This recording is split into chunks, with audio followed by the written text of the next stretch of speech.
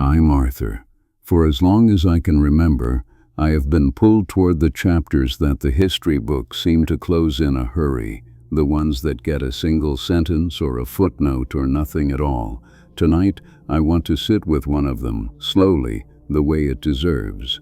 It is the story of a slave trade, not the one you were taught in school. This one is older. It ran for more than 1,000 years, across a desert and an ocean, and by the time it finally ended, it had swept up as many human beings as the entire crossing of the Atlantic, and by some counts a great many more. And yet most of us were never even told its name. I am not here to shock you. I am here to tell it the way you tell a long story to someone you trust, from the beginning, with the names and the places and the numbers we can actually stand behind. So settle in, turn the lights down if you like. This is going to take a while. Let us begin where it began. On the edge of the sand, begin with a number, because the number is where the silence starts. Across the centuries this story covers, somewhere between 8 and 17 million Africans were carried out of their homelands and sold into bondage in the lands to the north and the east. The historian Ralph Austin, whose count is among the most careful anyone has made, arrived at a figure close to 17 million. Some scholars place it lower, nearer 8 or 10 million. A few place it higher still, past 20 million. We will never have a ledger we can fully trust, because much of this trade was never recorded the way the Atlantic trade was. But even the cautious estimates describe one of the largest forced movements of human beings in the history of the world. Set it beside the trade we do remember, the transatlantic slave trade, the one carved into our school books and our monuments, carried roughly 11 to 12 million Africans to the Americas. This other trade, the one we are sitting with tonight, was at least as large. By some counts it was larger, and it lasted far longer. The Atlantic trade ran for about 4 centuries. This one ran for more than 1,000 years. It began in the 7th century, in the years after Arab armies swept out of the Arabian Peninsula and across North Africa, and in some corners of the world it did not truly end until the middle of the 20th century, within the lifetime of people whose grandchildren are alive today. 1,300 years, 50 generations, a trade so long that whole empires rose and fell inside it, and still it went on. It moved along 3 great roads. One ran north, across the Sahara, the largest desert on earth, in caravans that took more than 2 months to cross. One ran east, across the narrow waters of the Red Sea, into Arabia. And one ran out into the Indian Ocean, down the coast of East Africa, carried on the monsoon winds toward Persia, toward India, and farther still. 3 roads, 3 different worlds, all of them drinking from the same source. So here is the question I keep returning to. If this trade was so vast and went on so long, why is it a footnote? Why were so many of us never told its name, when the other trade is taught to every child? Part of the answer is simple. It crossed too many borders and too many centuries to fit one tidy story. Part of it is that it left fewer written records behind, and part of it, the strangest part, is what it did not leave behind at all. When you picture the Atlantic trade, you can see what it produced. Whole nations of descendants, tens of millions of people across the Americas who can trace their line back to a stolen ancestor. The trade was monstrous, but it left a vast and living memory in the people it created. Now turn east. Turn to Arabia, to the Gulf, to the lands where this older trade delivered its millions for over 1,000 years, and the descendants are, by comparison, almost nowhere to be found. There is no nation of tens of millions. There are scattered communities, real and precious, and we will meet them before the night is over. But the great visible population that a trade of this size should have produced is simply missing. Millions of people went in, and on the far side of all those centuries, the human trace is faint. Where did they go? That question sits underneath everything we are about to walk through. Hold on to it. By the end, we will not be able to look away from it. But to understand an absence, you have to start at the beginning. And the beginning is older than you might think. To understand where this trade came from, you have to set aside the idea that anyone invented it. Slavery was not born in Arabia, or in Africa, or in Europe. It was already ancient when our story opens. The Egyptians held slaves. The Babylonians and the Persians held slaves. The Greeks and the Romans built whole economies on the backs of people they owned. For most of recorded history, in almost every settled society on Earth, the question was never whether human beings would be bought and sold. The question was only who, and where, and on what terms. That is the grim floor this entire story is built upon. In the 7th century, a new power rose in the deserts of Arabia and redrew the map of the world with astonishing speed.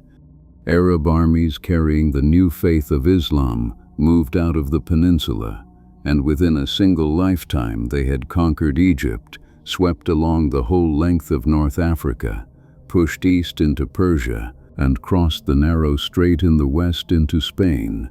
In not much more than 100 years, a new civilization stretched from the Atlantic shore of Morocco to the edge of India. It was one of the fastest expansions any empire has ever achieved. The cities of that world grew rich, and they grew hungry. Damascus, then Baghdad, then Cairo and Cordoba became some of the largest and most sophisticated cities on the planet, with palaces and markets and great households that needed labor of every kind. Soldiers, builders, servants. The new civilization inherited the old institution of slavery as naturally as it inherited roads and coins, and it gave that institution a new shape under its own law. That law matters because it set the course of everything that followed. As Islamic legal thinking developed over the early centuries, it placed real limits on who could lawfully be made a slave. A fellow believer could not be enslaved. You could not be enslaved for debt. You could not sell yourself or sell your own children into bondage. In principle, the lawful sources of new slaves narrowed to two. One was the children born to those already enslaved. The other was non-believers taken in war, captured on the far side of the frontier of the faith, in the lands the jurists called the abode of war. I want to be careful and plain here, because this is history, not an argument. The point is not to weigh one faith against another. Every great power of that age, Christian and Muslim alike, enslaved the people it considered outsiders. The point is simply what this particular rule did to the map.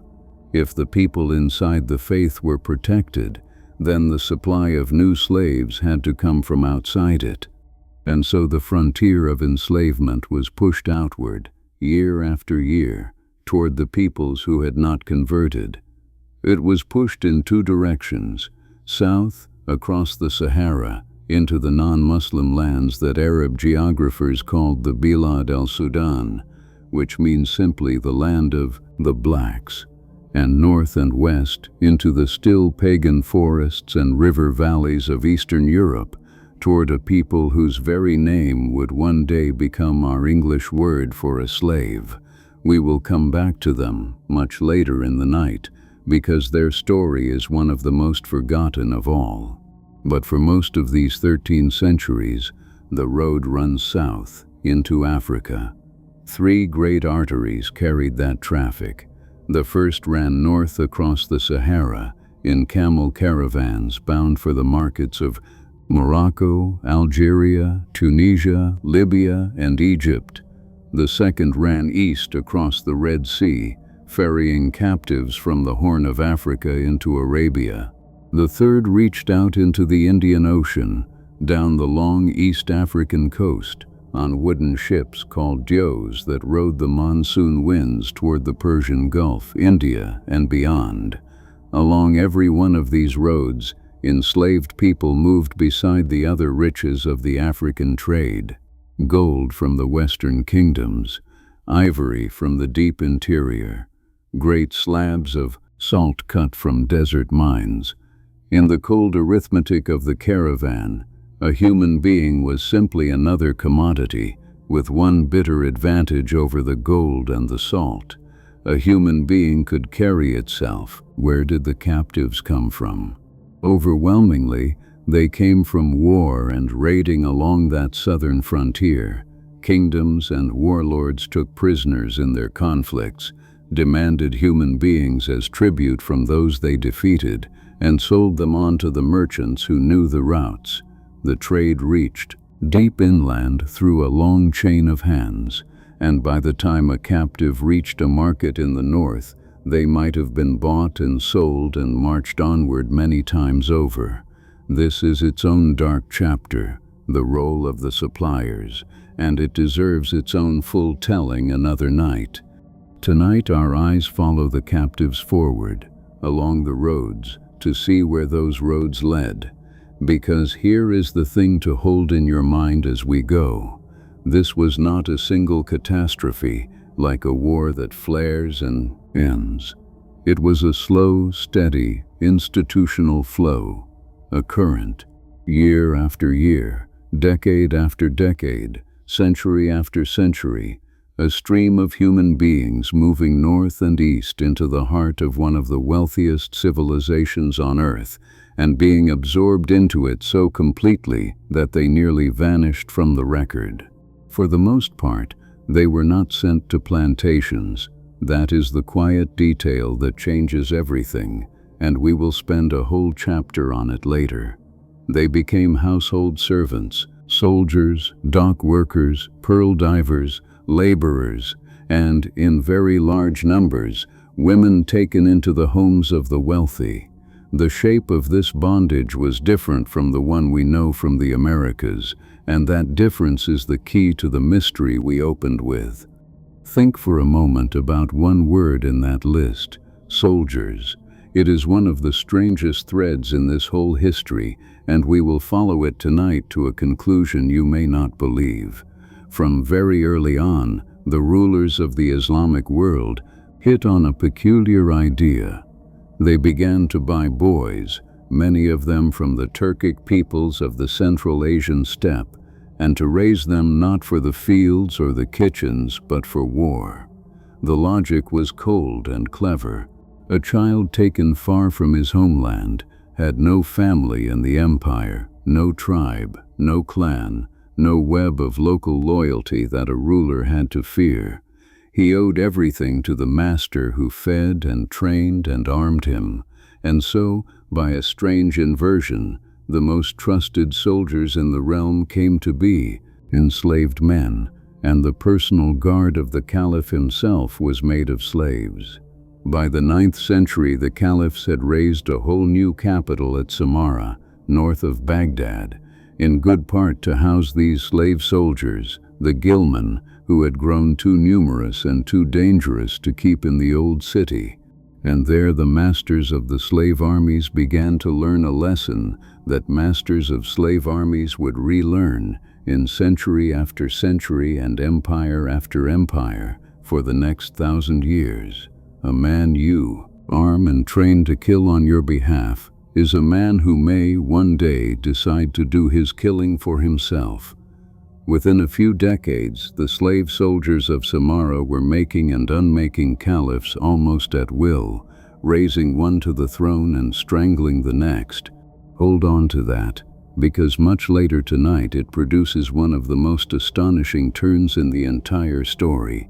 An empire ruled for centuries by men who had begun their lives as purchased slaves. For now, take only this from it: the people, carried along these roads went to every level of the society that bought them, from the very bottom to, impossibly, the very top. They dug and they cooked and they dove for pearls and they bore children and they fought wars and, in a handful of staggering cases, they ruled. But whatever their station, they were almost always kept apart from one another, scattered thin, a few in this house and a few in that regiment, dissolved across an immense civilization rather than gathered in one place. That dispersal was not an accident. It was the quiet genius of the system, and it is a large part of why this trade could swallow millions and leave so faint a mark. But there was one place and one moment when the trade did exactly what the Atlantic trade would later do. It gathered enslaved Africans in their thousands and drove them to labor in the open, under a hard sun, in a poisoned and broken land. It happened in the salt marshes of southern Iraq in the 9th century, and the men who were broken there did something the system never imagined they could do. They rose. In the 9th century, the heart of the Arab world was Iraq, and the jewel of Iraq was Baghdad, the seat of the Abbasid caliphs. It was, in its day, perhaps the richest city on earth, and not far to the south, where the great rivers emptied toward the Persian Gulf, lay a land that money wanted to tame. The country east of the city of Basra was a vast salt marsh, flat and waterlogged and useless, its topsoil crusted with salt that had to be stripped away before anything could grow. So the landowners of Basra brought in labor to strip it. They bought enslaved Africans by the thousands. Men carried up the Indian Ocean road from the East African coast that the Arabs called the land of Zanj. We called them the Zanj. They were put to work in gangs in the marshes, digging out the salt crust under a punishing sun, hauling it away, draining the swamps to expose the soil beneath. They were given the barest food to keep them moving. Most spoke no Arabic. They labored in the open, in their thousands, in conditions that broke the body quickly. It was, in every meaningful way, the same kind of mass plantation labor that the Atlantic trade would make infamous 800 years later. And it produced the same result. It produced rage. Rapenhards hiengeminend hitschien. If man arrived among the work gangs who knew how to use that rage, his name was Ali Abian Muhammad. He was not himself African. He was an Arab or a Persian, a poet and an agitator who had already tried to stir rebellion elsewhere and failed, and who now claimed descent from Ali, the fourth caliph and the cousin of the Prophet. He walked among the salt crews and he said a simple, electric thing. He told them their suffering was an injustice. He promised them freedom, and more than freedom. He promised them that the men who had owned them would one day kneel before them, and the gangs, who had nothing, believed him. The revolt that followed is remembered as the Zanj Rebellion, and it became one of the largest slave uprisings in the history of the world. It did not last a season. It lasted 14 years. The rebels were not a mob. That is what the authorities in Baghdad never understood until it was far too late. The Zanj built themselves a capital, a fortified town called Al-Muqtara, raised on a patch of dry ground deep in the salt flats, ringed by canals that they knew how to navigate, and their enemies did not. They knew that water. They had drained it. Now they used it as a wall. From there they struck outward into the rich, defenseless country of the south. In the year 871, the rebellion reached its peak of audacity. The Zan army marched on Basra itself, one of the great cities of the empire, and they took it and they sacked it. They captured the port of Alubula on the Persian Gulf, cutting the sea lanes. They pushed east across the border into the province of Avaz, in what is now southwestern Iran.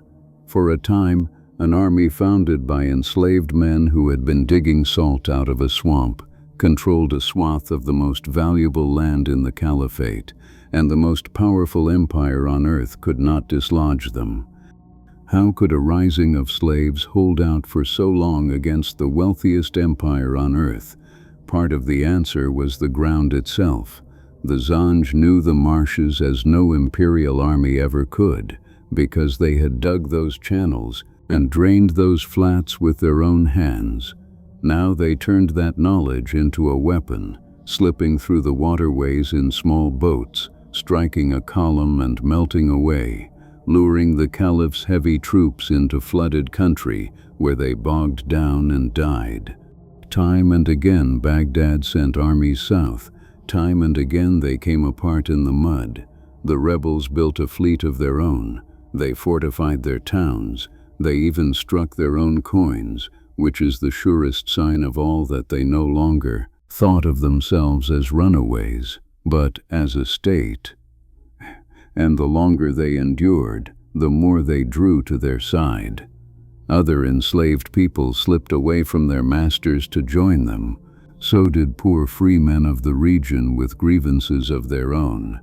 For more than a decade, a self-governing realm of the formerly enslaved sat astride the trade routes of southern Iraq, and the mightiest power on earth could not pry it loose. To the lords of Baghdad, it was the nightmare made flesh, the thing every society that owns human beings fears in its deepest sleep. The day the people at the very bottom decide they have nothing left to lose. The terror it planted ran deep, and it would outlast the rebellion by centuries. What the rebellion became in those 14 years is a harder thing to tell honestly. It was not a clean story of liberation. The Zan state raided, and it took prisoners, and by some accounts it took slaves of its own. The chroniclers of the time, who hated the rebels and wrote to damn them, recorded death tolls that ran into the hundreds of thousands and beyond, numbers no modern historian takes at face value. What is not in doubt is that the war was ruinous. It bled the southern provinces white, it shook the Abbasid state to its foundations, and it became one of the wounds from which the caliphate's power never fully recovered. In the end, the empire gathered itself. The caliph's brother, a hard and capable commander, was given an army and years, and the patience to use both. He did not try to storm al-Muqtara in a single rush. He ground the rebellion down, cut it off, starved it, and offered amnesty to peel the rebels away one by one. In the year 883, the rebel capital fell, and the head of the man who had promised the salt gangs that their masters would kneel was carried back to Baghdad on a pole.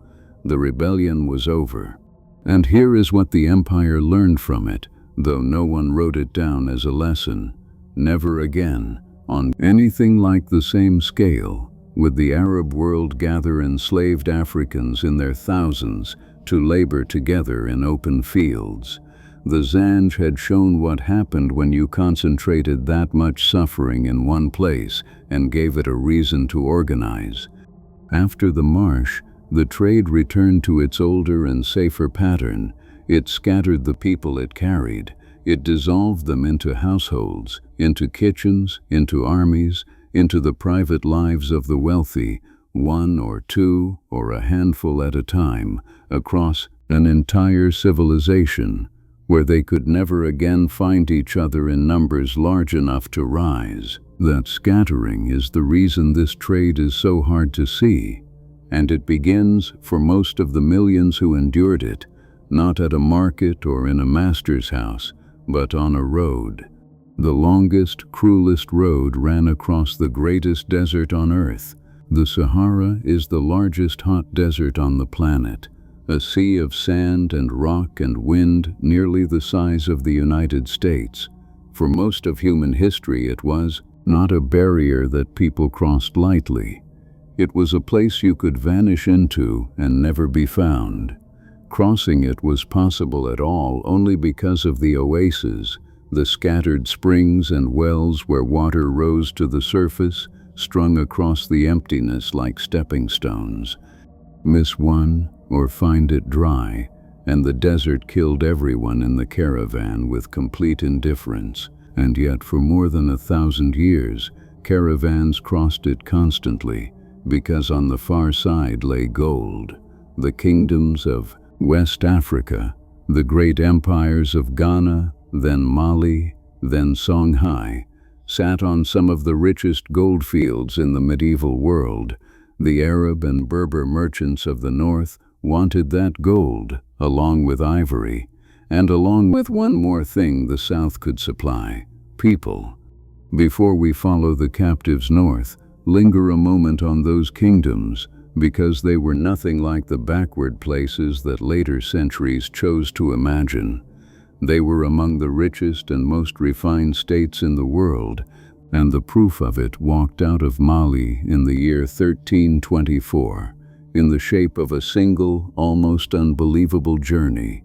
The ruler of Mali was Mansa Musa, and he is still, by many reckonings, the wealthiest individual who ever lived, his fortune built on the West African goldfields. That year he set out on the long pilgrimage to Mecca, and he did not travel quietly. By the accounts that survive, his caravan numbered some 60,000 people, and it carried so much gold that when he passed through Cairo and gave the metal away with an open hand, he flooded the city so completely that its price collapsed and stayed low for years afterward. It is one of the few times in recorded history that a single man's spending wrecked a region's economy by accident. But look closely at that glittering procession, because the splendor has a shadow folded inside it. Among the 60,000, the chroniclers tell us, were some 12,000 enslaved people, 500 of them marching directly before the king, each carrying a heavy staff of gold.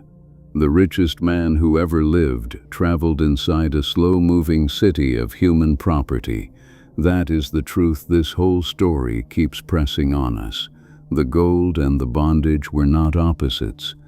They were the same caravan, the same road, the same economy. The glory of the great African empires and the trade in human beings grew from one soil, and you cannot honestly tell the story of the one without the other. The trade went in both directions, and it made the desert towns wealthy. Salt came south from the great mines at a place called Tagaza, where the buildings were said to be cut from blocks of salt because there was nothing else to build with. Gold and captives came north. The routes were ancient and well-worn.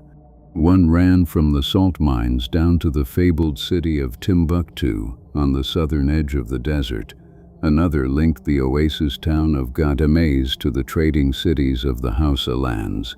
Another connected Tripoli on the Mediterranean coast, all the way down to the kingdom of Bornu near Lake Chad. These were not faint trails.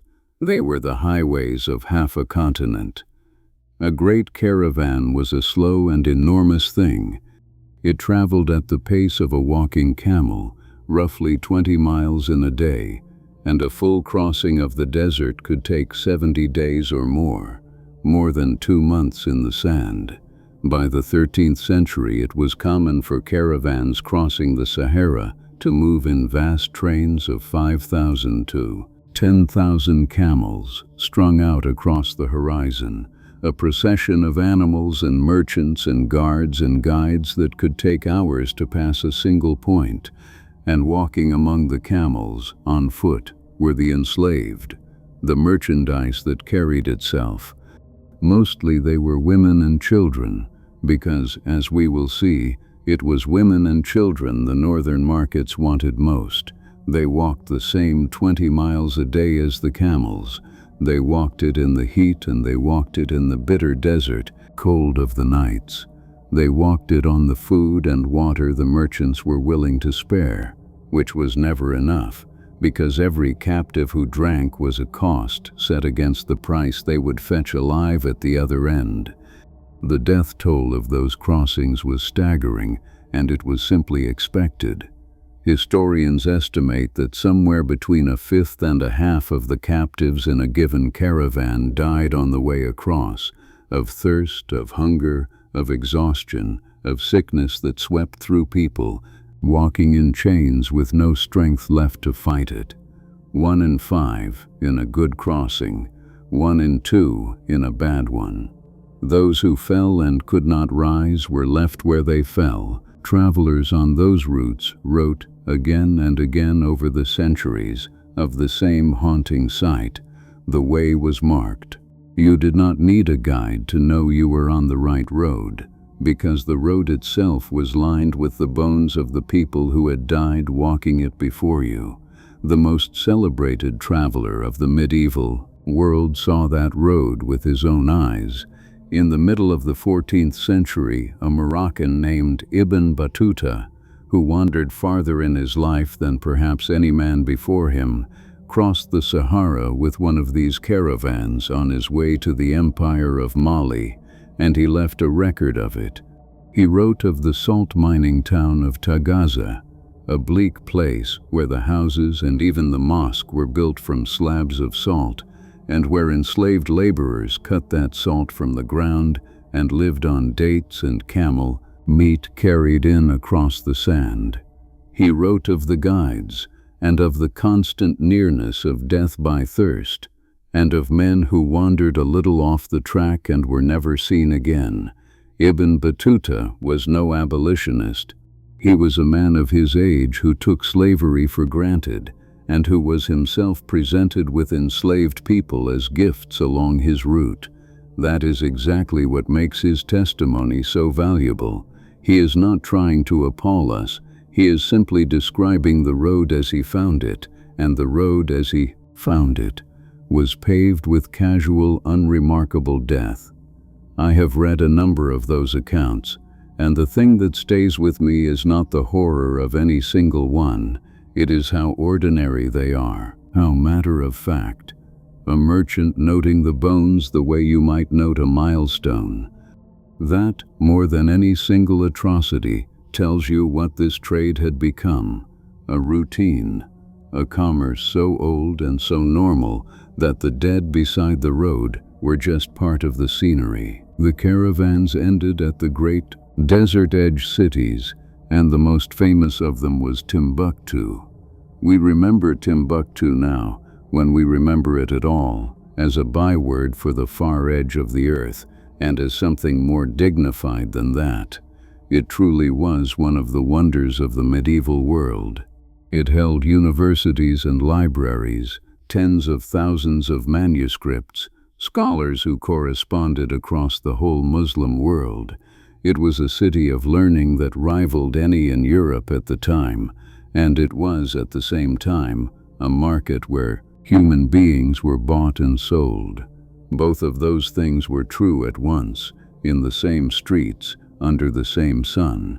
The great library and the slave block, a few minutes' walk apart.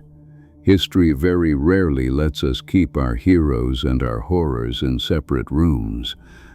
From the desert edge markets, the captives were sold on and moved north again, to Marrakesh, to Fez, to the cities of the Mediterranean coast, and into the households of North Africa and beyond.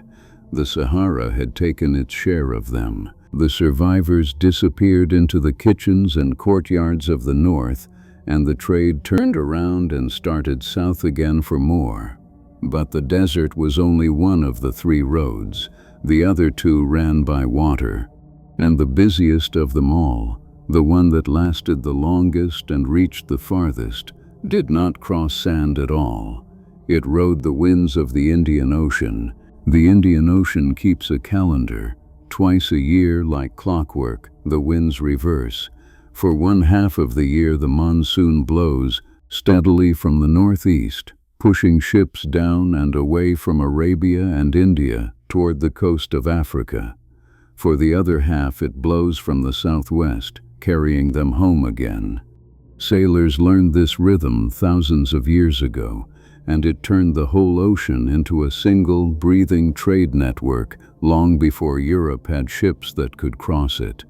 You did not fight the Indian Ocean. You waited for it to exhale, and you went. Down the East African shore, where the warm water met the land, a remarkable civilization grew up on that rhythm. We call it the Swahili Coast. It was a string of city-states, Mombasa and Malindi and Lamu, and greatest of them for a time, Kilwa, where African and Arab worlds met and married. The people were Bantu Africans who had taken in Arab and Persian merchants and the faith of Islam, and built from the blend something entirely their own. They spoke Swahili, a Bantu language laced with Arabic.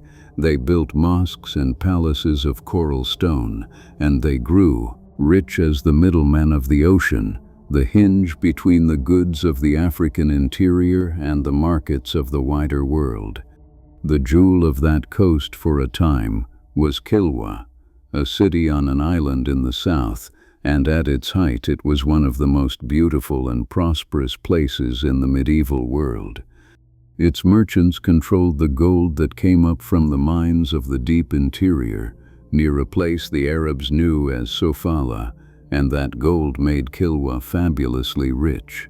Its sultans raised a great stone palace and a domed mosque whose ruins still stand today.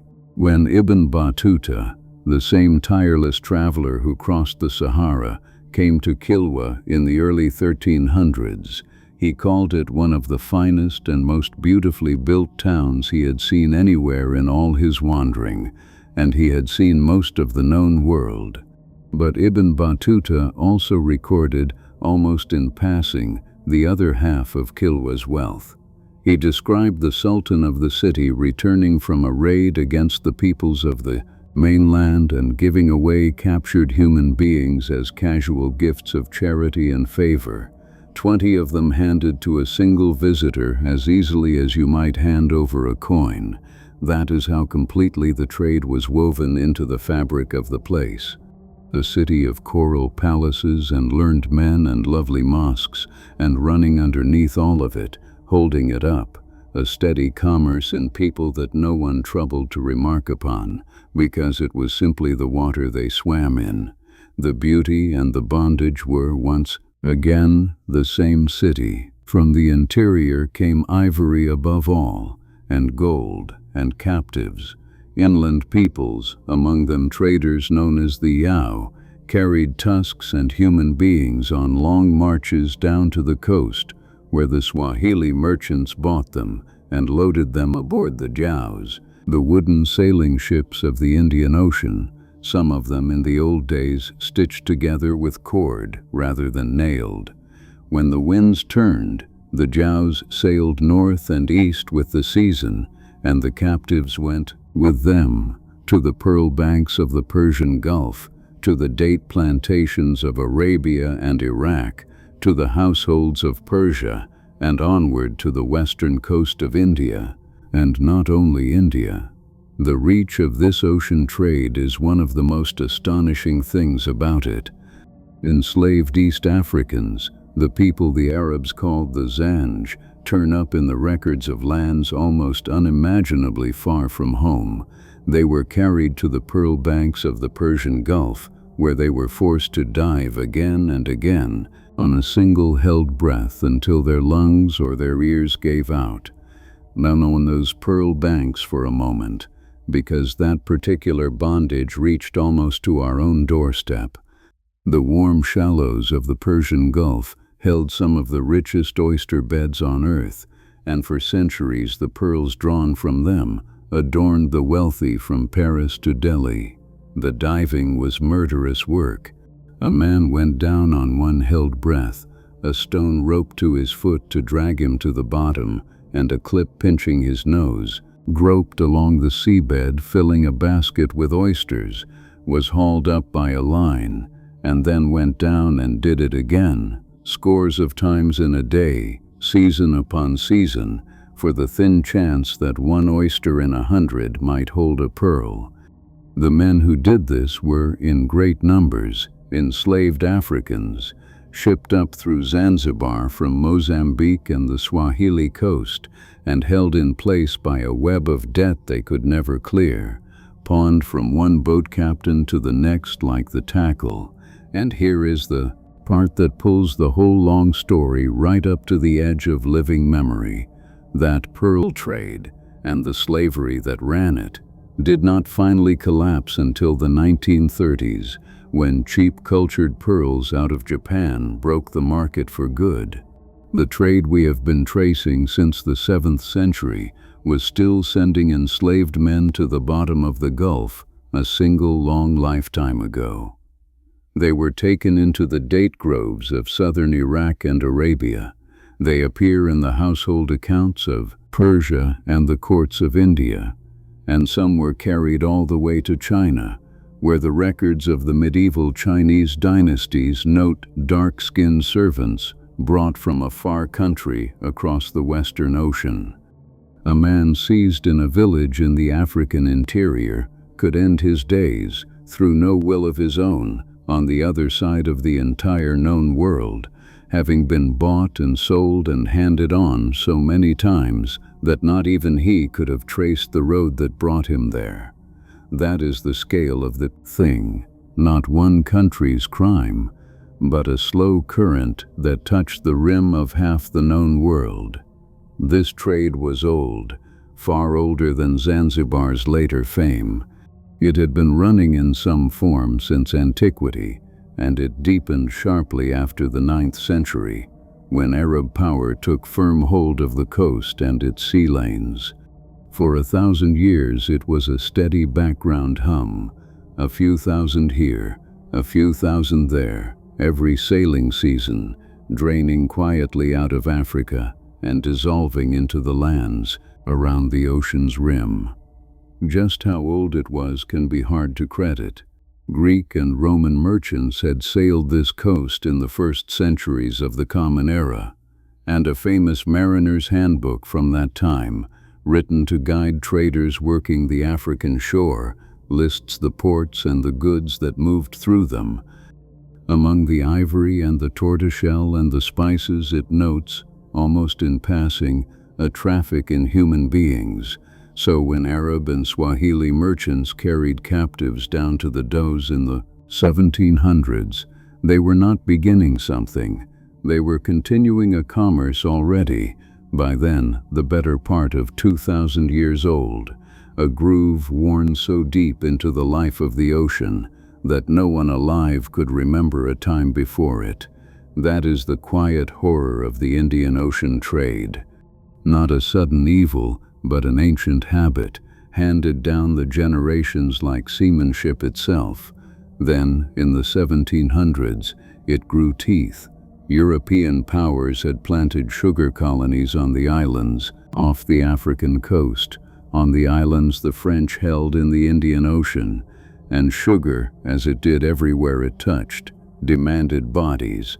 French traders came to Kilwa looking to buy slaves by the shipload for their plantations, and that hunger gave the old coastal trade a violent new push.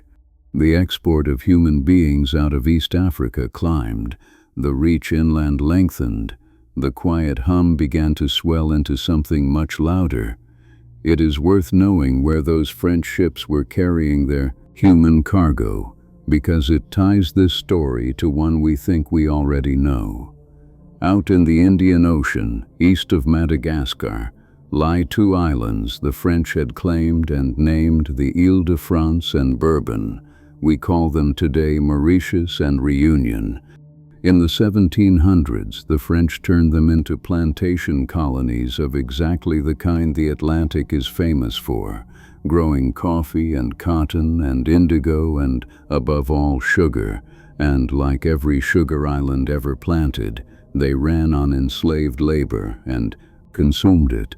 The people who cleared and cut and boiled on those estates came, in their tens of thousands, from the East African coast and from Madagascar, shipped down from Kilwa and from Mozambique, so many of them from the Mozambique shore that on the islands the very word for an enslaved African became, simply, Mozambique, a person reduced to the name of the coast they were stolen from. Across the long life of that traffic, well over 400,000 East Africans were carried to those French islands. And when Britain and then France outlawed the trade, it did not stop.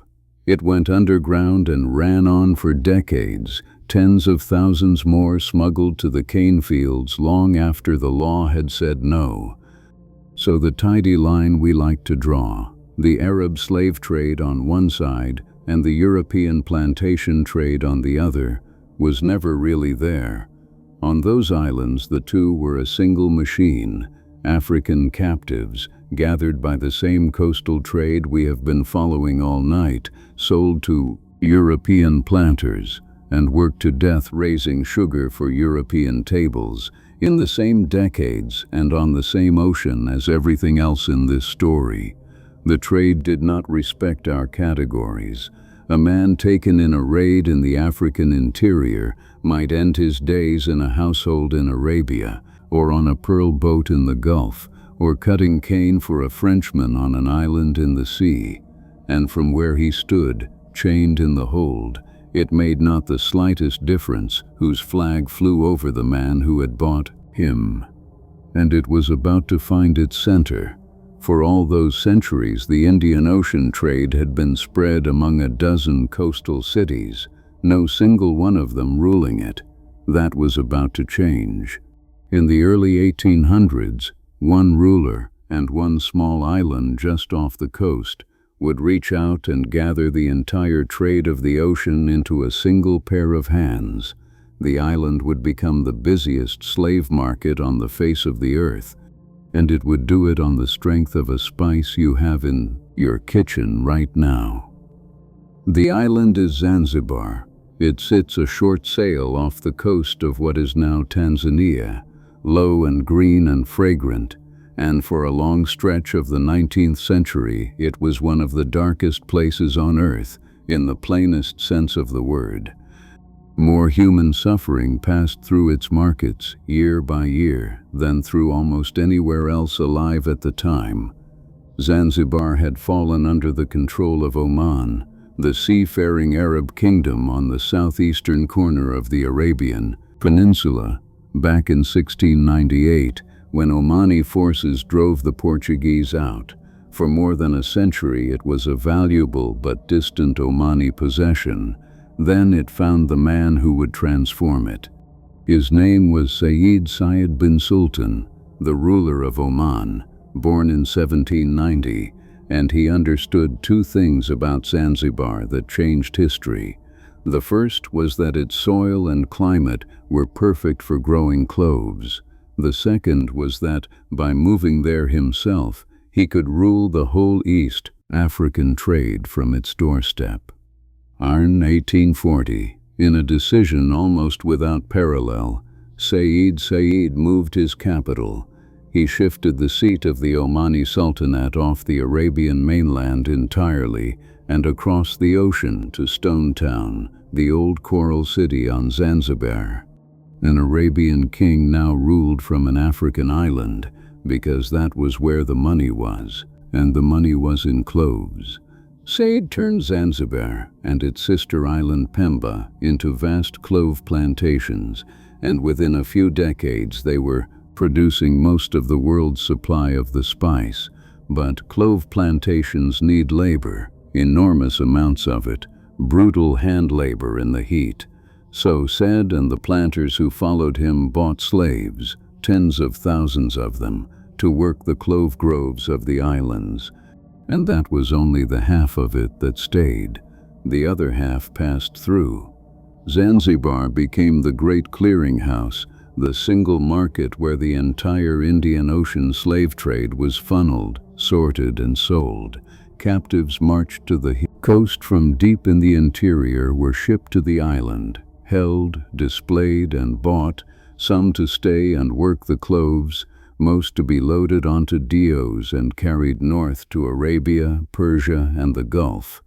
At the height of it, in the middle of the 19th century, contemporaries estimated that as many as 50,000 enslaved people were passing through the markets of Zanzibar every single year.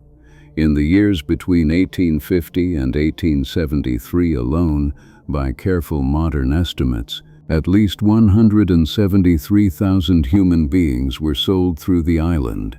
It had become the largest slave market in the Indian Ocean world. To feed a market that size, the trade had to reach deeper and deeper inland, and the way it reached was the caravan.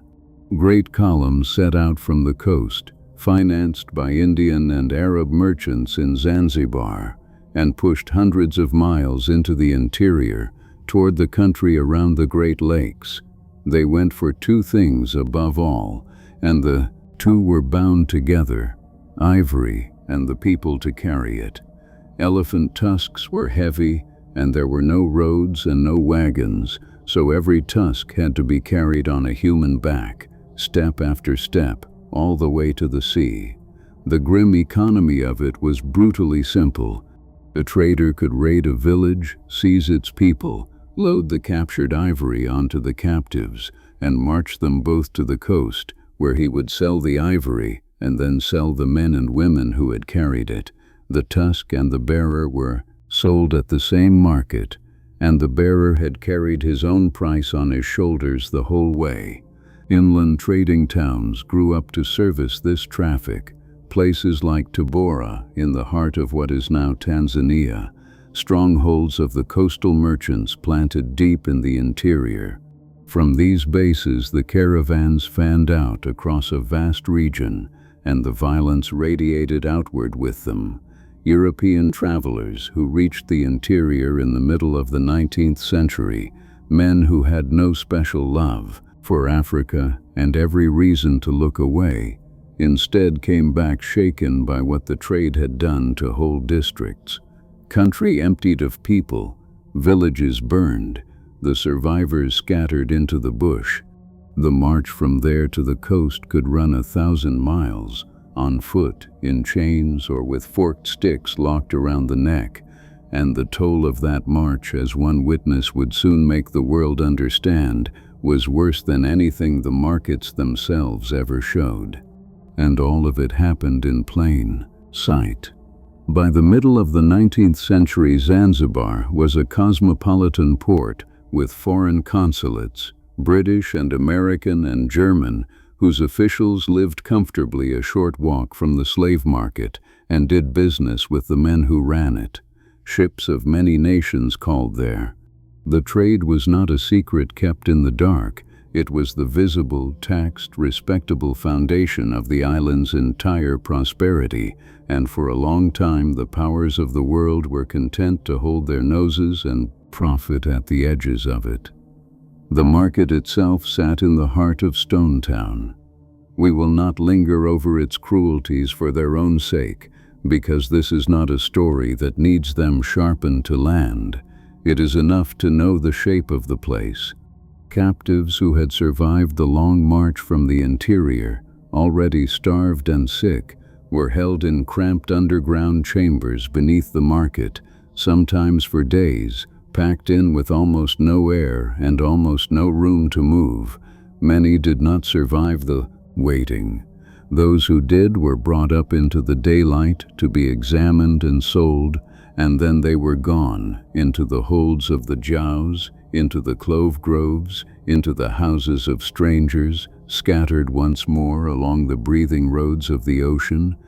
The Europeans who passed through Zanzibar in those years and tried to describe the market often could not find words for it that were not simply numb.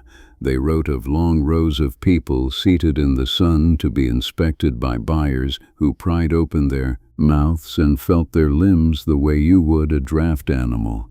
They wrote of the strange, heavy quiet of the place, the near absence of struggle, because by the time the captives reached that square they had already walked 1,000 miles and buried everyone they loved along the way, and had nothing left to fight with.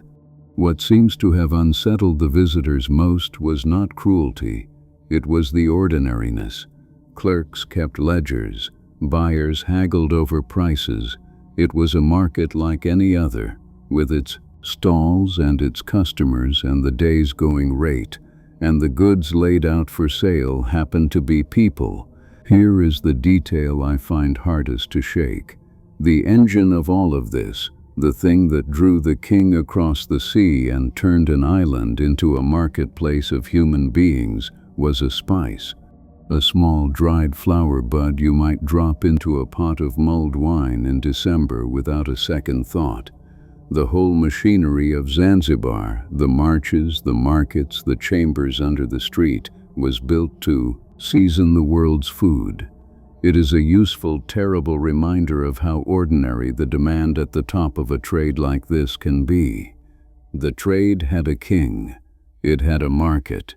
And by the second half of the 19th century it also had a face, a single man who rose from that coast to become its richest and most powerful slaver, who drove the frontier of the trade 1,000 miles into the African interior in search of fresh ivory and fresh captives, and who, when his time was over, did something almost no slaver in history ever did.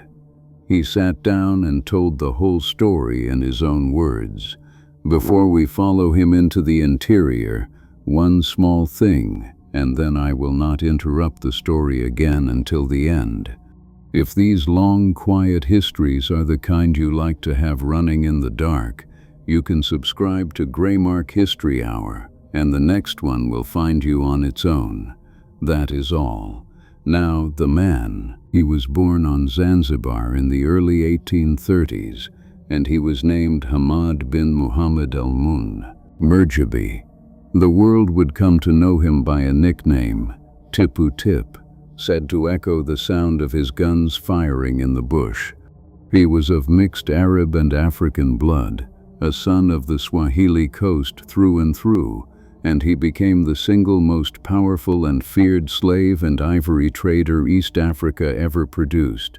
Tipu Tip did not wait on the coast for captives to be brought to him. He went and got them. Over his lifetime he led armed expeditions deep into the interior, into the eastern reaches of the Congo Basin, lands that no outsider had mapped, and he carved out a personal empire there. By around 1880 he controlled a vast territory stretching across the upper Congo River and the country around Lake Tanganyika, all the way back to the coastal town of Bagamoyo. From this domain flowed two things in enormous quantity: ivory hacked from the elephant herds of the interior, and human beings taken in raids and wars and marched to the coast in their thousands, bound for Zanzibar and the markets of the north. What makes Tipu Tip so strange a figure and so useful to us is the company he kept. This was the age when European explorers were opening the interior of Africa to the wider world, and many of the names we still celebrate could not have done their work without him. He guided and supplied the great explorers. He gave aid, at one time or another, to the men whose expeditions made headlines in London and New York, and when the King of the Belgians, Leopold II, carved out his private domain over the Congo, his agents turned to the most effective operator in the region and made Tipu Tip a governor. The arch-slaver of East Africa was handed an official title by a European monarch who told the world he was there to end the slave trade. The men who claimed to be bringing light to the continent could not run it without the man who was bleeding it. It is worth being clear about what that work actually was, underneath the explorer's romance and the governor's title. Tipu Tip's expeditions were armies. He moved through the interior with hundreds of armed men carrying firearms against villagers who had none, and he established his control the way such control is always established, through overwhelming violence and the threat of more of it. He would arrive in a region, make himself its master, set the local people to gathering ivory and serving his needs, and carry off the rest to be sold. By the height of his power, the domain he ran in, the eastern Congo, was larger than many a European country, and tens of thousands of human beings passed through his hands. The explorers who accepted his hospitality and wrote admiringly of his sharp mind and his courtly manners, and he was by every account both sharp and courtly, were dining with the most efficient slaver of the age, and most of them knew it, and most of them found it convenient not to look too hard. There is a bitter symmetry in his career that is easy to miss. The European powers spent the latter half of the 19th century telling their own publics that the conquest of Africa was a noble crusade to stamp out the Arab slave trade. And at the very same time, on the ground, their explorers leaned on Tipu Tip's caravans to survive, and a European king pinned an official governorship on him. The crusade against the slavers and the partnership with the greatest slaver of all ran side by side in the same years and sometimes inside the same men. We would like our history to keep the rescuers and the criminals at opposite ends of the room. It almost never obliges. He grew old and he grew rich, and here is the part that ought to be impossible. Nothing happened to him. In the 1890s, Tipu Tip retired. He went home to Zanzibar, settled into Stone Town, established 7 clove plantations of his own, and lived out his years as a wealthy and respected elder. He died there in 1905, in his own bed, of malaria, an old man surrounded by the comfort his trade had bought. There was no reckoning, there was no trial. There was a comfortable retirement among the clove trees, and before he died, he did the thing that sets him apart from nearly every slaver who ever lived. He told his story. Tipu Tip dictated his autobiography in Swahili, the first true autobiography ever written in that language. A German who knew him in Zanzibar took down the manuscript and translated it, and so it survives. We can read, in the slaver's own words, the account of his own life. I have spent time with that text, and I will tell you what unsettles me about it. It is not cruelty. There is very little cruelty in it, in the way you would expect. It is the tone. It reads like the memoir of a successful merchant, which is exactly what he believed himself to be. He records his journeys and his deals and his profits with the calm satisfaction of a man who built a good business and wants his grandchildren to understand how he did it. The marches, the raids, the human cargo, they pass through the pages as inventory and logistics. There is no anguish in it, because in his world there was nothing to be anguished about. That, in the end, is the most chilling thing a trade like this can produce. Not a monster who knows he is a monster, a businessman who sleeps perfectly well. Tipu Tip's victims were Africans, taken from the heart of their own continent, but it would be a mistake, and a comforting one, to imagine that this trade ran only on African suffering. For 3 centuries it reached north as well, across the Mediterranean into Europe. It dragged more than 1 million Europeans into bondage in North Africa. And, reaching back further still, it took so many people from one corner of Europe that it changed our language forever. It gave us the very word we use for the whole abominable thing. We tend to file slavery under a single settled image, with the victims always of one kind and the masters always of another. The real history is far less tidy and far more uncomfortable, and nowhere more so than along the northern edge of this trade, where for a long time the people being seized and sold were white Europeans. Look first at the Barbary Coast. That was the European name for the shore of North Africa, the coast of what is now Morocco, Algeria, Tunisia, and Libya, and from roughly the 16th century into the early 19th it was home to the most feared raiders in the Mediterranean world, the Barbary Corsairs. They sailed out of Algiers, Tunis, Tripoli, and the Moroccan port of Salé, and they made their fortune by seizing human beings. They took the crews and passengers of merchant ships, and, more terrifying still, they came ashore. They raided the coastal villages of Italy and Spain and Portugal and France, carrying off entire populations in a night. And they did not stop at the warm south. The corsairs ranged astonishingly far. In 1627 they reached all the way to Iceland, falling on its fishing settlements and carrying nearly 400 people back to Africa in chains, a raid Icelanders still remember as the Turkish abductions.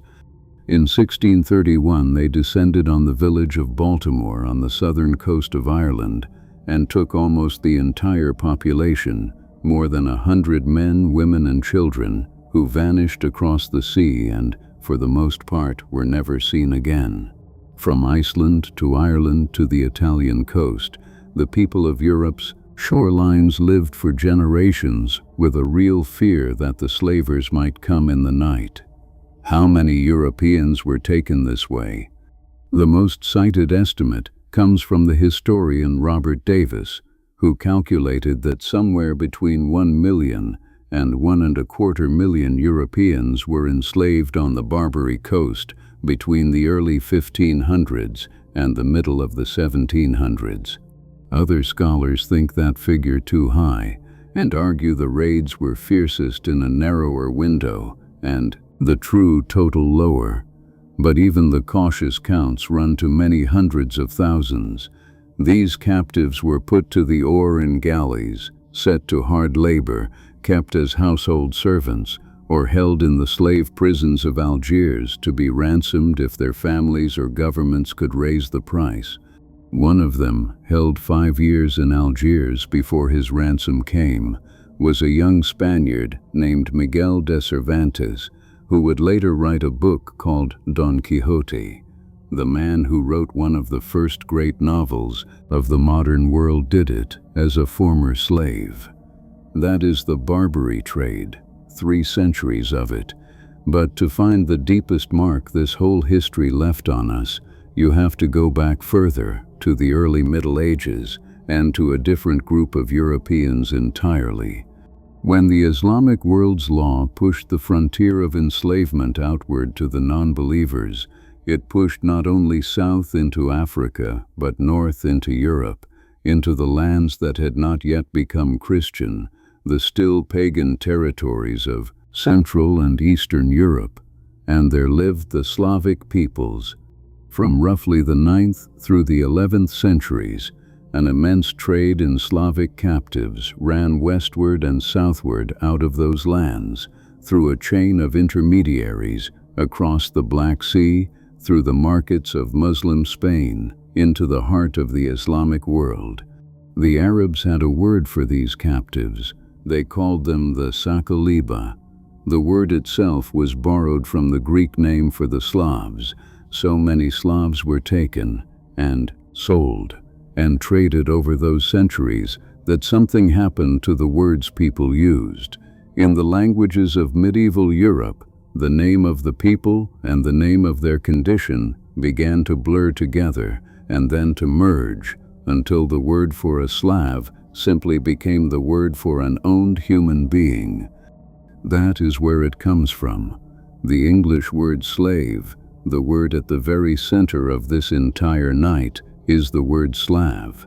It is a fossil in our language, 1,000 years old, and it remembers a time when to be from that part of Europe was so synonymous with being for sale that the two ideas became a single word. So the trade in Eastern Europeans did not end in the Middle Ages either. For centuries afterward, raiders from the Crimea on the northern shore of the Black Sea swept up into the lands of Poland, Ukraine, and Russia and carried off captives by the hundreds of thousands, selling them through the Black Sea ports into the Ottoman world.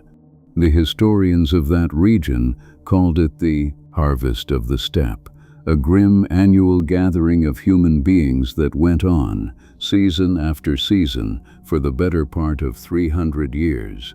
Put numbers to that harvest, and they stagger you. Twice a year, in the raiding seasons, the horsemen of the Crimean Khanate and their allies rode north into the lands of Poland, Lithuania, Ukraine, and Russia, and rode back, driving columns of captives before them like herds. By the estimates of modern historians, well over 1 million people, and by some counts as many as 2 million, were carried out of Eastern Europe between the 15th and the 18th centuries. In a single hard year, the Polish and Lithuanian lands alone might lose 20,000 souls to the raiders. The captives were driven to the Black Sea port of Kaffa in the Crimea, which swelled into one of the largest slave markets in the world, so busy that horrified European visitors described it as a place that devoured whole nations. From Kaffa they were shipped on to Istanbul and sold throughout the Ottoman Empire, into its households and its galleys and its great houses. For 3 centuries the steppe was a place where human beings were a crop, gathered in on a schedule, and the lands that are now Ukraine and southern Russia bled people the way a field gives up grain. And out of that very harvest comes one of the most remarkable lives in this entire night. Early in the 16th century, a girl was seized in a raid on a town in what is now western Ukraine, the daughter, by tradition, of a priest. She was carried to the Crimea, sold, and sent on to the imperial harem in Istanbul, which is where almost every such girl disappeared from history for good. She did the opposite. Her captors called her Roxlana, which meant only the Ruthenian, the girl from the lands she had been stolen from. The Sultan, Suleiman the Magnificent, the most powerful man in the world at that moment, called her Hurrem, the joyful one, and he fell so wholly in love with her that he broke a century of Ottoman custom and did what no sultan had done in living memory. He married her. The enslaved girl from the steppe became his lawful wife, and his closest counsel, sat at the very center of the empire, shaped its policy and its succession, and ruled in all but name as one of the most powerful women of the entire age. She had entered history as a captive in a slaver's column.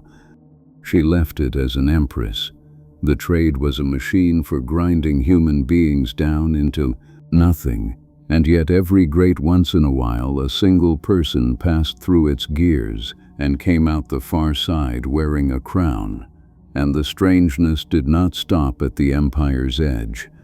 Follow one more thread out of that same Constantinople slave market, and it runs somewhere no storyteller would dare invent.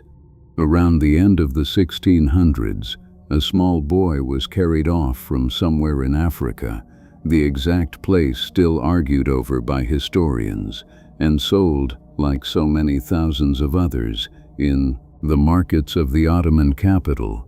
He might have lived and died a servant in some Istanbul household and left no trace at all.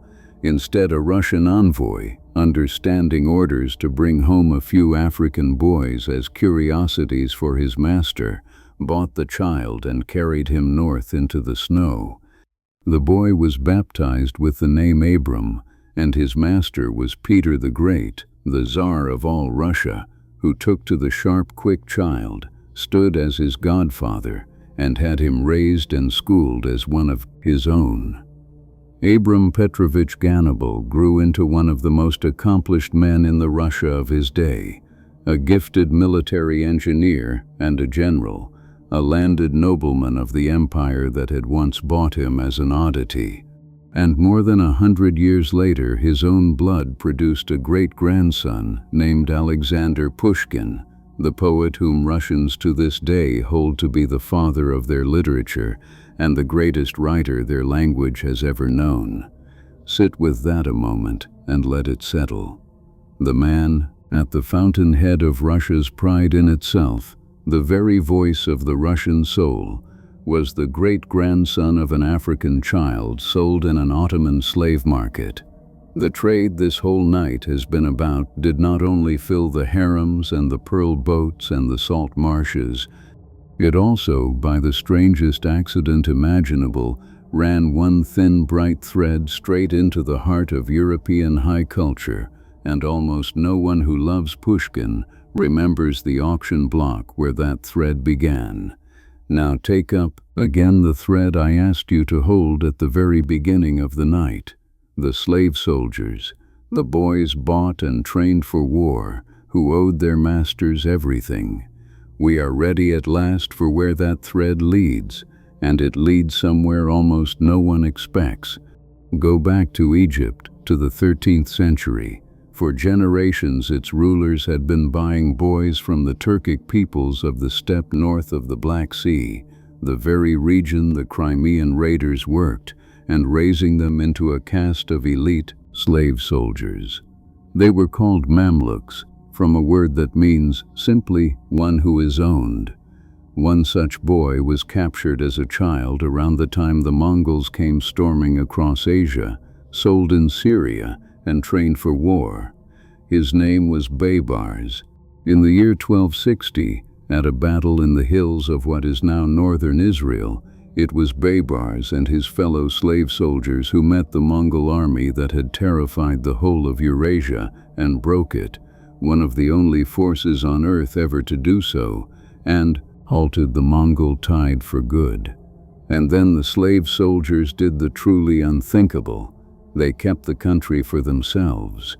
Baybars became Sultan of Egypt, and the dynasty he helped raise, a self-renewing caste of former slaves, ruled Egypt and Syria for more than 250 years, until the early 1500s. An empire of slaves, governed by slaves, who bought each new generation of slaves to rule after them. The Ottomans built their own engine of the same astonishing kind, and ran it even harder.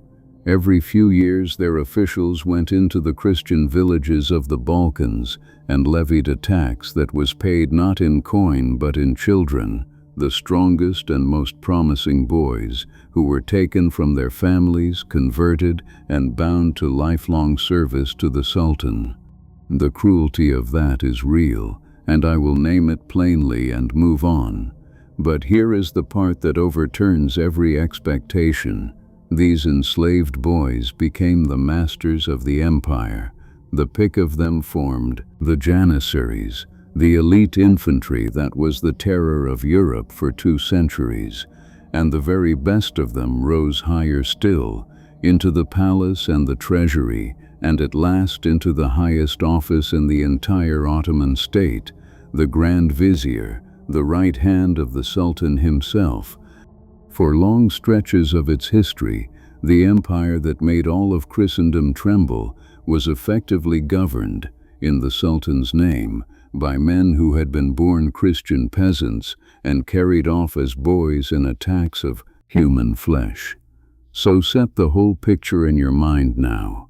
A trade that ran for more than 1,000 years, that reached west to Iceland and south past the equator and east to India. That took Africans by the millions and Europeans by the millions and dissolved them all into the same vast civilization. Which brings us back at last to the question we started this night with, the one I asked you to hold on to. If this trade took so many millions of people over so many centuries, then where on earth did they all go? Why is there no great nation of their descendants? The answer is the most disturbing part of the entire story. We have carried the question this far. A trade as large as the Atlantic one, or larger, 13 centuries long, millions of human beings taken from Africa, and over 1 million more from Europe. And yet, when you look at the lands that received them, there is no great population of descendants to be found, nothing like the tens of millions in the Americas. The Mo people went in, century after century. On the far side, the human trace is faint, The reason is not comfortable. It is in fact the darkest accounting in this entire history, because it is an accounting of children who were never born. There are 3 threads to it, and they braid together into a single answer. The first is in the numbers we have already met. This trade did not mainly want men for the fields, it mainly wanted women for the household. Where the Atlantic trade ran perhaps 2 men for every woman, this one ran the reverse. By most estimates, 2 women for every man, and by some counts 3 to 1. The majority of the people carried north and east were women and girls, taken into homes as domestic servants and as concubines. And here custom did something that quietly erased them.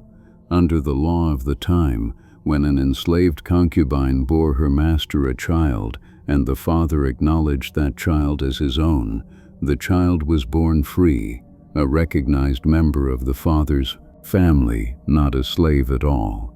So the children of these unions did not accumulate into a separate enslaved people. They were absorbed, one by one, generation after generation, directly into the free population that had purchased their mothers.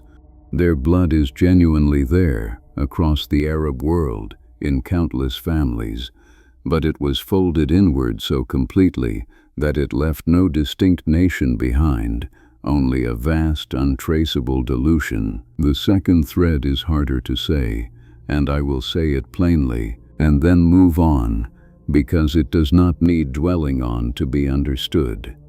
A large share of the enslaved males were deliberately prevented from ever becoming fathers. Many of the men and boys were castrated, made into eunuchs to serve as trusted servants and guards in great households and at court, precisely because a man who could have no children of his own was thought to be a safer and more loyal servant. The procedure was crude, and by the estimates that survive it was frequently fatal, so much so that a surviving eunuch sold for several times the price of an ordinary slave. Those who lived through it could, by definition, have no descendants. An entire portion of the people this trade consumed was, in the coldest possible sense, made to end with itself. And yet even here, in the cruelest corner of the whole trade, that same strange exception appears. A handful of those eunuchs did not vanish into anonymous service at all. They rose, and a few of them rose about as high as a human being could. In the Ottoman Empire, the chief of the black eunuchs who guarded the Sultan's harem held a post called the Kislar Aga, and from the late 1500s onward it swelled into one of the most powerful offices in the entire empire. The man who held it controlled who reached the Sultan and who did not, and with that, the secrets and the alliances of the palace. He was given charge of the empire's vast religious endowments, fortunes past counting. He was even made responsible for the administration of the holy cities of Mecca and Medina themselves. Picture it, a boy taken in a raid in East Africa or the lands of the Upper Nile, subjected to the brutal making we have just described, carried to a palace at the far end of the world, and rising to govern the wealth of an empire and the holiest ground of its faith, his whisper able to move the most powerful ruler on earth. It is a staggering ascent, and it is also, when you look again, the same erasure in its most absolute form. The Kislar Aga had power without limit, and not one descendant, because the trade had seen to that before he ever set foot in the palace. He could rule an empire, and he could not leave a single child to carry his name 1 year past his death. Whatever heights the people of this trade reached, as high as a sultan's wife, or a general, or the keeper of the holy cities, the road always arrived at the same place. A single life, dazzling or broken, that closed without issue. The grandest exception, and the most ordinary captive came, in the end, to the very same silence. The third thread is simply death, on the scale we have already walked through.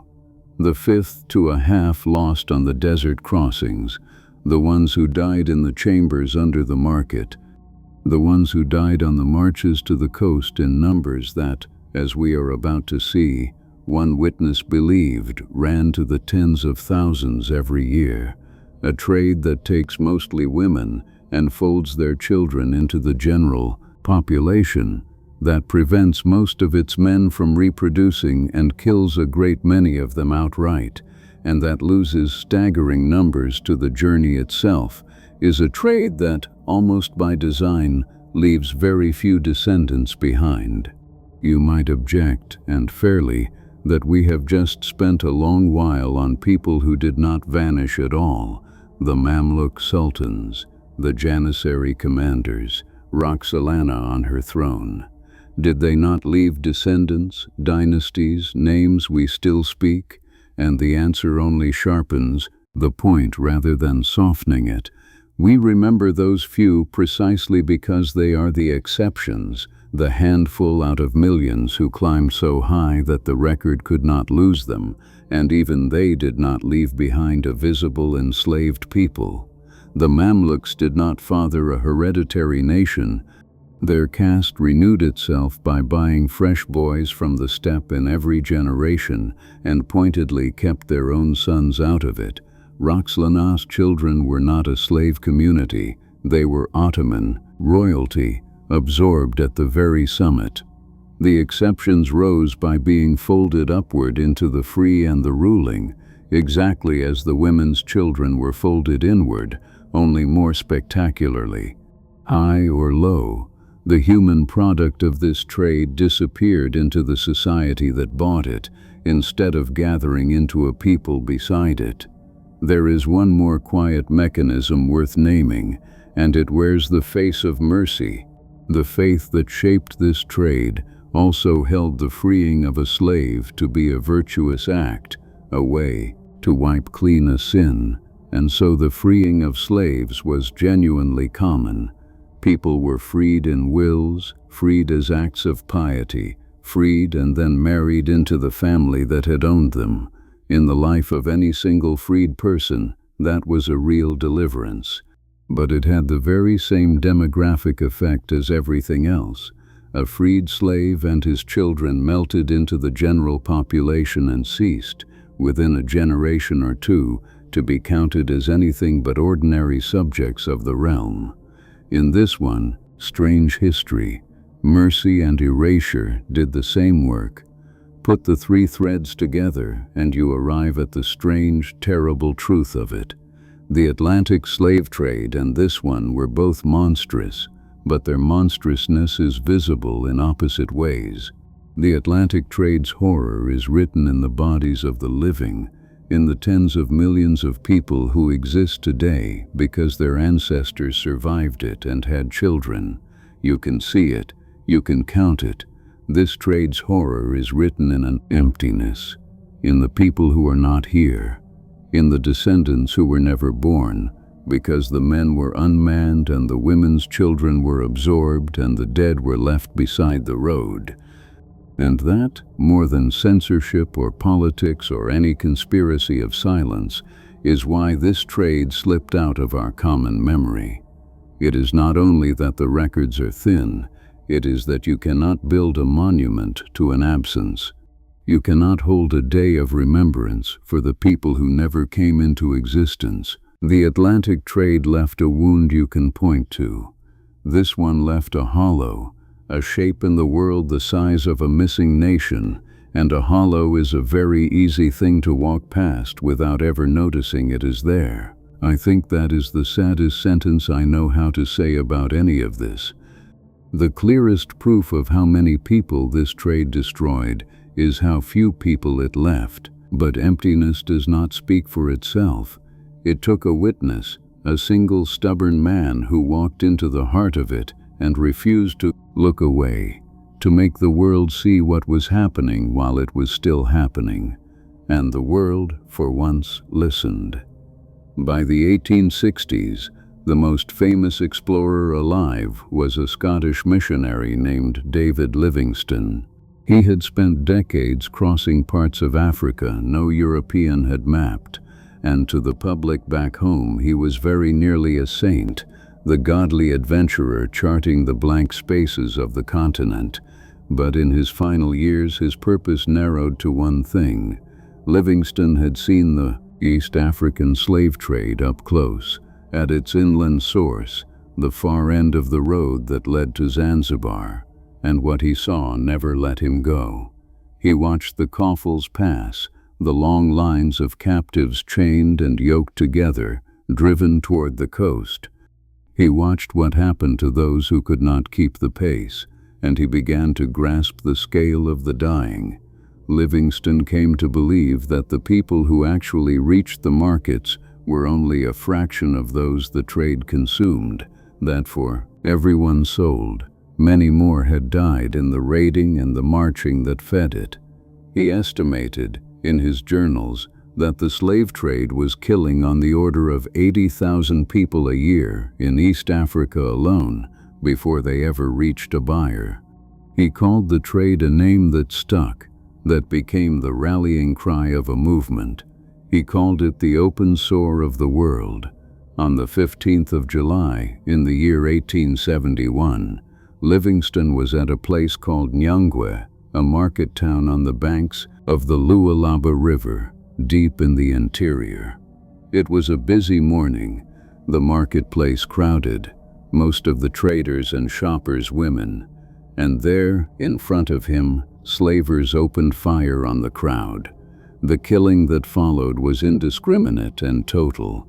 Livingstone watched people cut down as they fled and drown in the river trying to escape, and by his own count, somewhere between 400 and 500 people were killed in a matter of minutes for no military reason at all. He was an old man by then, and he had seen a great deal, and the massacre at Nyangwe broke something in him. He wrote that it made him sick with horror, that he felt he was witnessing hell itself acted out in daylight. He could not save them, but he could write it down, and he did, in plain and devastating detail. And when his journals were eventually carried out of Africa and read in Britain and America, the account of Nyangwe did what years of dry argument never had. It horrified ordinary people. The most beloved explorer of the age had sent back an eyewitness record of a market full of women gunned down by slavers, and the public revulsion was enormous. It hardened the will of the British government to act, and it aimed that will straight at the heart of the trade, at the island of Zanzibar. It is worth knowing how those journals reached the world, because the story became a legend of its own. In the same period as the Nyangwe massacre, Livingstone had been out of contact for so long that much of the public presumed him dead, and an American newspaper sent a young reporter named Henry Morton Stanley to find him, alive or otherwise.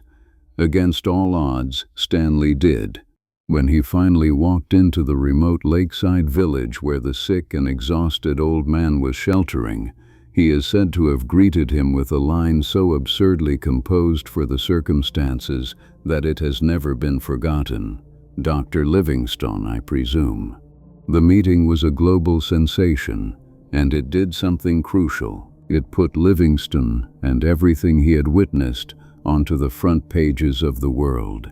The dispatches, the journals, the account of a marketplace of women shot down by slavers, all of it now had the largest audience on earth, and there was, by this point, a movement ready to catch it.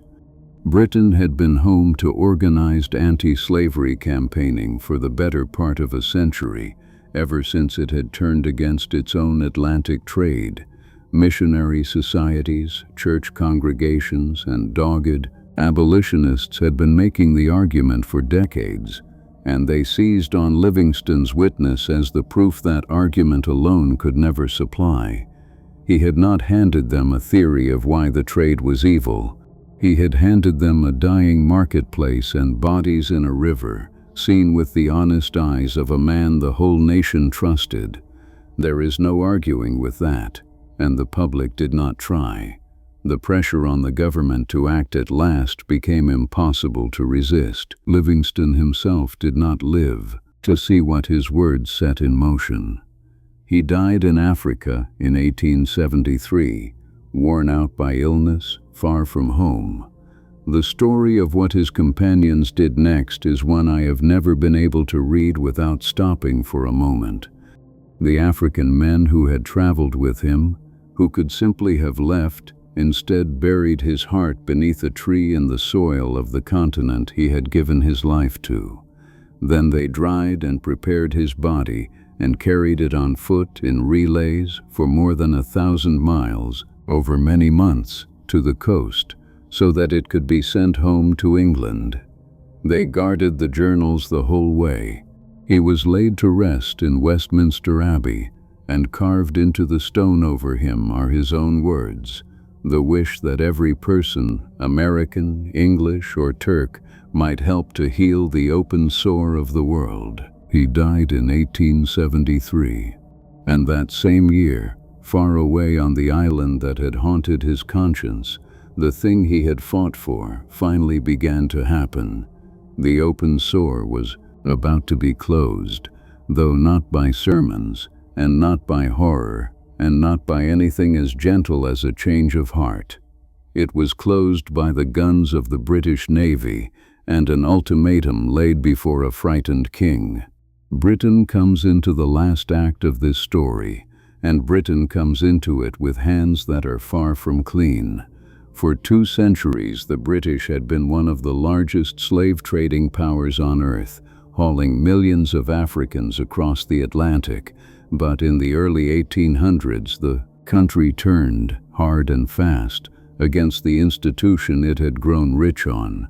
It abolished its own slave trade in 1807, and slavery itself across its empire in 1833. And then, with the particular zeal of the newly converted, it spent the rest of the century pressuring everyone else to stop, and aiming a great deal of that pressure at the Indian Ocean. The pressure began as paper. As early as 1822, the British persuaded Sultan Said of Zanzibar to sign the first in a long series of treaties, this one limiting the trade at its edges without touching its heart. For 50 years the treaties multiplied, and the trade went on. Britain backed the paper with ships.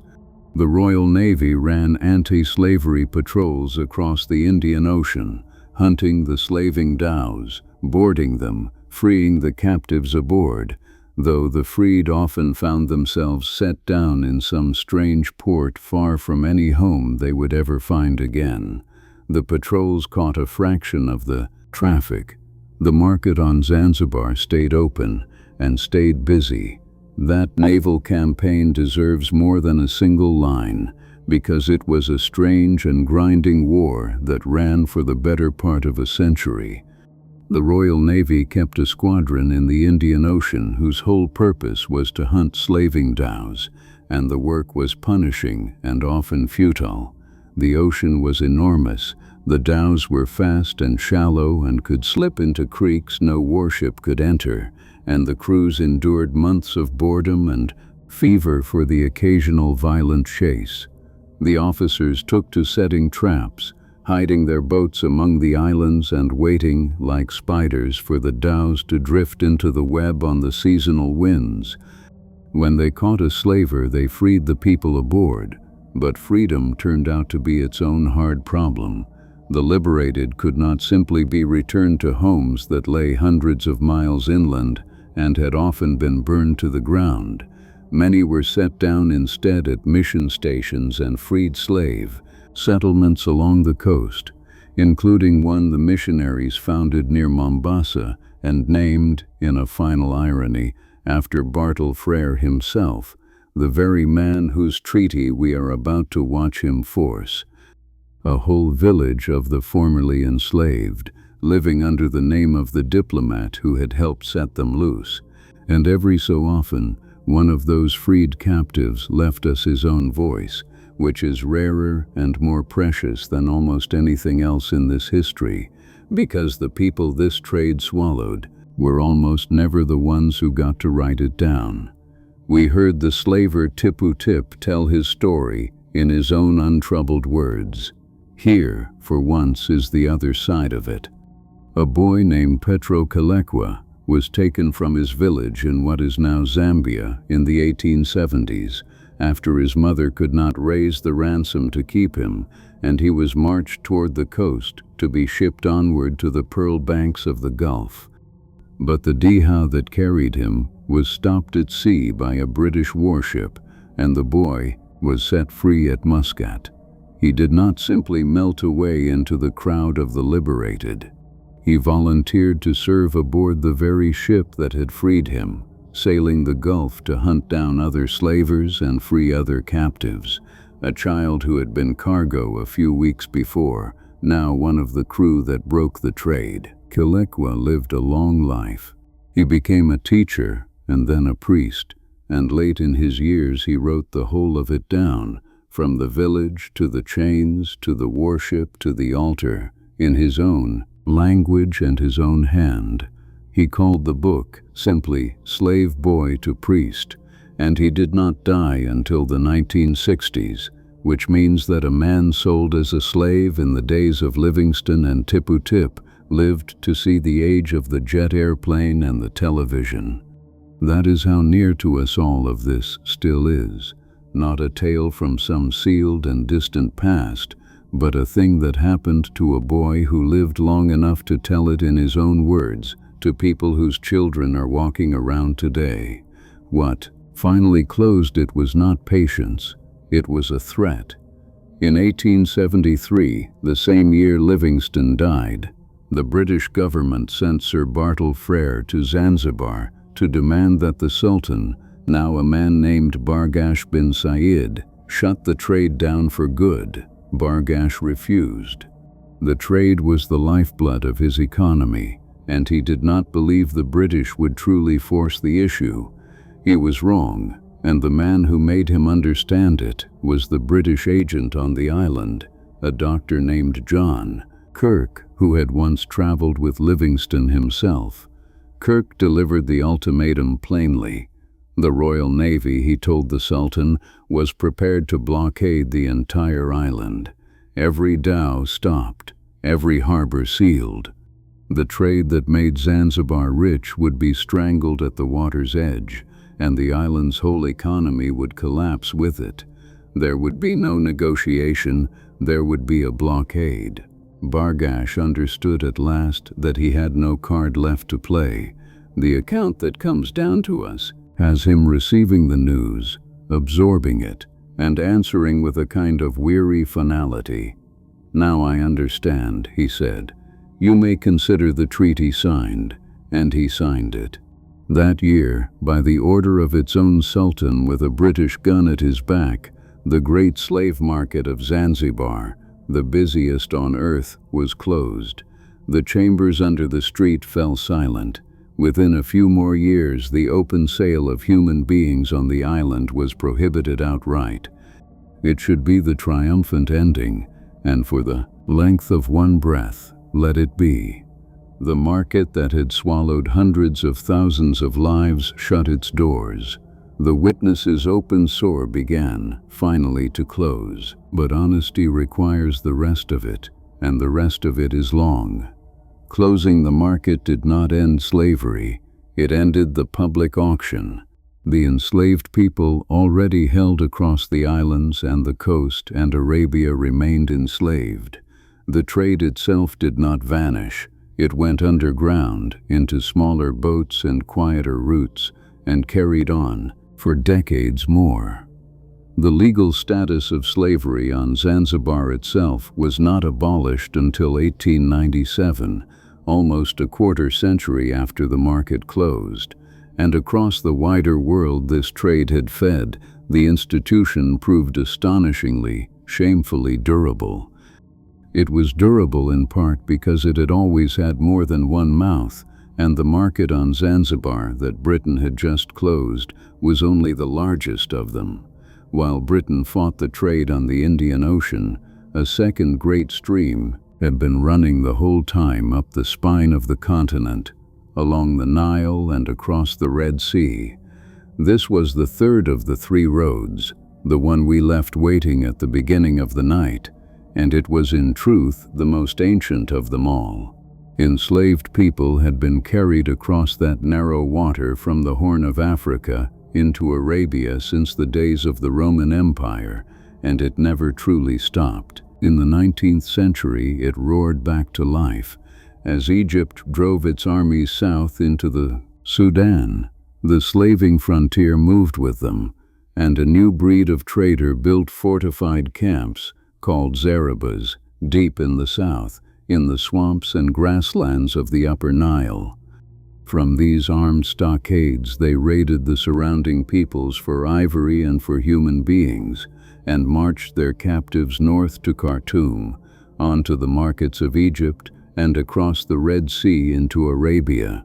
By some estimates, the Red Sea and Nile routes together carried as many as 2 million people out of northeastern Africa in that century alone, with the lands of the Upper Nile and Ethiopia supplying perhaps half of them, and the campaign against this stream produced one of the great ironies of the age. The ruler of Egypt, the Khedive, under pressure from Europe, hired a series of famous Englishmen to go south and stamp the slave trade out in his name. The explorer Samuel Baker went first, and then, most famously, a soldier named Charles Gordon, who spent years in the southern Sudan trying to break the slaving empires of the Zaribas. They flew the Egyptian flag, and here and there they did the trade real damage, but they were working for the very government in Khartoum that licensed and taxed the slavers, one hand sent to throttle what the other hand was feeding. It was suppression and complicity wearing the same uniform, and it is a fair emblem of the whole long, tangled, half-hearted business of abolition. The Red Sea trade outlasted Zanzibar's market by 2 full generations. The traffic toward the holy cities of Arabia leaked on past an agreement meant to stop it in the year 1880, and after the First World War, the new kingdom rising on that coast was still known, openly, as one of the last great slave markets on earth. A trade that had begun in the age of the Roman Empire was still doing business in the age of the automobile and the radio. Consider how recently the law caught up. Slavery was not formally abolished in Qatar until 1952, not in Saudi Arabia nor in Yemen until 1962, not in Oman, the kingdom that had built Zanzibar's empire of cloves and chains, until 1970, and the very last nation on earth to formally abolish slavery was Mauritania in West Africa, which did not do so until 1981, and did not make the holding of slaves an actual crime until decades after that, 1981. There are people reading along with me tonight who are older than the abolition of legal slavery on this earth, and the world cannot even say it did not know. As far back as 1890, the great powers gathered in Brussels for the first international conference devoted entirely to crushing the slave trade, and bound themselves by treaty to suppress it across Africa and its seas. That was the better part of a century before the last of those abolition decrees we just counted. The nations of the earth formally agreed to end this trade, and then let it outlive their agreement by 100 years. And here is the hardest fact to end on, the one that drags this whole history out of the safe distance of the past. It is not entirely over. In Mauritania, the very country that was the last to abolish slavery, a form of it persists even now, descent-based bondage handed down through families, where people are born into servitude to the households that owned their parents and their grandparents before them. Mauritania did not make the holding of slaves an actual crime until the year 2007, and even today, By the estimates of the organizations that track such things, tens of thousands of people, and by some counts a great many more, remain enslaved in fact if not in law. The trade that began when Arab armies first crossed into Africa in the 7th century still has a thread, frayed and thin and disowned by every government on earth, that reaches all the way into the century you are living in right now. That is the truth the dramatic ending hides. The closing of the Zanzibar market in 1873 was not the death of this trade. It was the beginning of its very long dying, a dying that stretched across another 100 years, and in the form of the bondage that still exists in the shadows of our own century, has arguably never fully finished at all. The market closed, the Jaus were hunted, the century turned, and then another, and after all of it, after 1300 years, the question that is left is the gentlest and the heaviest one of all. What remained? What remained? Not a nation. We have made our peace with that, the hard way, over the course of this night. The trade that took more people than the Atlantic left no great population to carry its memory in their blood. But it did not leave nothing. If you know where to look, the trace is there, and some of it is luminous. It remained in people. Travel to the western coast of India or to southern Pakistan, and you will find the city, communities of clearly African descent, 250,000 of them in Pakistan, and tens of thousands more in India, the descendants of East Africans carried across the ocean on the monsoon road over many centuries. They have their own music, their own traditions, their own memory of where they came from, even when the details have worn smooth with time. And their story is not only one of victimhood, which matters because no people wants to be remembered only as cargo. One of them, an enslaved African boy brought to India, grew into a man named Malik Ambar, who became one of the most brilliant military commanders and statesmen of his age, who built armies and cities and held the mighty Mughal Empire at bay for years. The trade tried to reduce human beings to commodities. It did not always succeed. Sometimes the people it carried rose up out of bondage and shaped history themselves. It remained in communities scattered all around the rim of that old world. Afro-Iraqis in the south of Iraq, near the very marshes where the Zanj once rose. Black communities along the coasts of Arabia and the Gulf, in Iran, in Turkey, the faint, dignified, living edges of that great dilution we spoke of. People who carry the trade in their faces and their family stories even where the records are gone. And it remained, most hauntingly, in one building. Go to Stone Town on Zanzibar today, to the spot where the great slave market once stood, and you will not find the market, you will find a cathedral.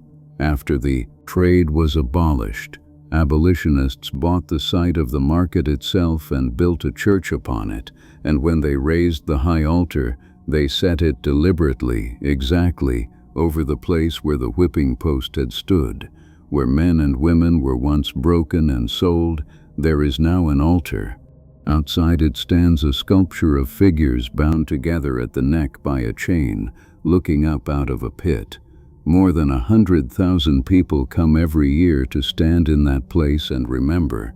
The busiest slave market on earth is now, on purpose, a monument to its own victims. That is what we can do. That is, in the end, the only thing left that we can do for the millions who went into the silence. We cannot free them. We cannot count them all, or name them, or build them the nation they were never allowed to become. But we can refuse to let the footnote close. We can know that this happened, that it was this large, and went on this long, and reached this far, and cost this much. Remembering is a small thing. It is also the only thing they still have, and tonight, for 2 hours, you have given it to them. Thank you for that. Before the lights come up, I would genuinely like to know one thing. Had you ever heard this history before tonight? Any of it at all? And where in the world are you listening from? Tell me in the comments. I read them. There is something quietly remarkable to me about a great many strangers, in a great many places, sitting with the same old buried story on the same night. I'm Arthur. There are more of these chapters waiting, the ones the books leave in the footnotes, and on another night, when you are ready, we will sit with one of them. The lights are coming up now. Wherever you are, whatever hour it has gotten to be out there, rest easy. And remember them. It costs us nothing, and it is the last thing they have.